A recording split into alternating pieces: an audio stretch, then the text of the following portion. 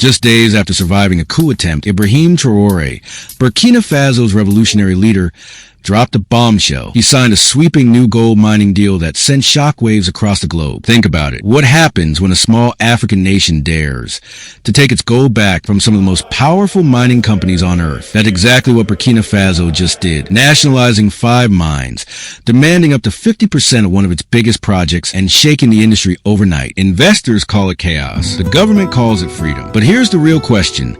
Why take such a massive risk now? And what does this mean for Africa's future? Let's dive in. Burkina Faso's announcement wasn't whispered. It hit like an earthquake. 5 gold mines, gone from foreign hands, placed directly under a new state-run company. No backroom deals, no compromises, just outright takeover. Trading floors in London, Toronto, and Sydney went into panic mode. Companies halted trading. Analysts scrambled. Bloomberg, Reuters, and the Financial Times all rushed to call it instability. But in Ouagadougou, the language was different. The government wasn't talking about risk. They were talking about sovereignty. Let's pause for a second. Why is gold such a big deal here? Because gold isn't just a shiny metal in Burkina Faso. It's the backbone of the economy. By 2023, the country was already Africa's 4th largest producer, pulling more than 57 tons out of the ground. But here's the tragedy. While billions flowed to shareholders abroad, most Burkinabe villages saw little more than dust. Schools overcrowded, hospitals underfunded, roads crumbling. So the question their leaders asked was simple.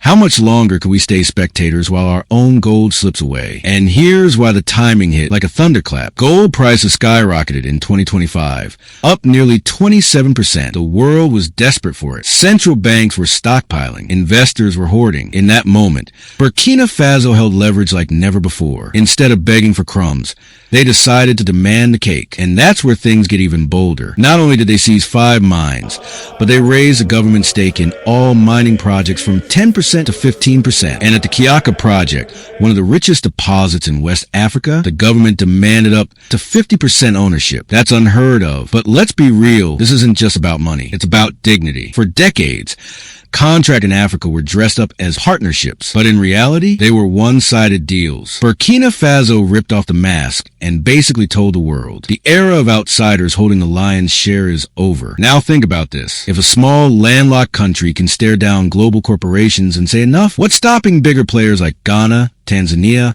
or even the DRC from doing the same? Of course, this is a massive gamble. Investors are furious. Companies are whispering about arbitration. Western diplomats are quietly warning of aid cuts. But here's the truth. For Burkina Faso's leaders, the real risk wasn't nationalizing. The real risk was letting another decade pass while their people stayed poor. They're saying, better to face storms of our own making than live forever in chains we didn't. But here's the million-dollar question. What's the point of seizing gold if ordinary people never see the benefit? The government knows this. That's why they're pushing for local refining instead of exporting raw ore. They want bullion made in Burkina Faso, not shipped out cheap. They're also working to bring small-scale artisanal miners into the formal economy, so that gold-feeding smuggling networks can instead strengthen national reserves. And the big promise? Redirect gold revenues into schools, hospitals, roads, and energy grids. Imagine the difference. Instead of shareholders in Canada celebrating profits, kids in Burkina Faso could celebrate new classrooms. Now here's where things get even more interesting. What are the spreads? Mali is watching. Niger is watching. Tanzania, Zimbabwe, Congo.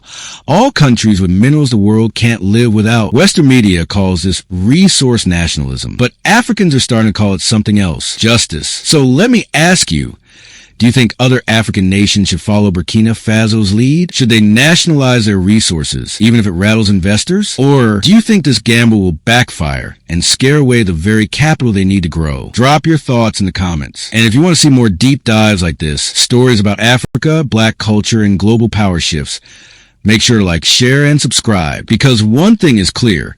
The world can no longer ignore Africa's voice in the global resource economy. And it was Burkina Faso, against all odds, that forced the world to listen. Backhand index point right, bro.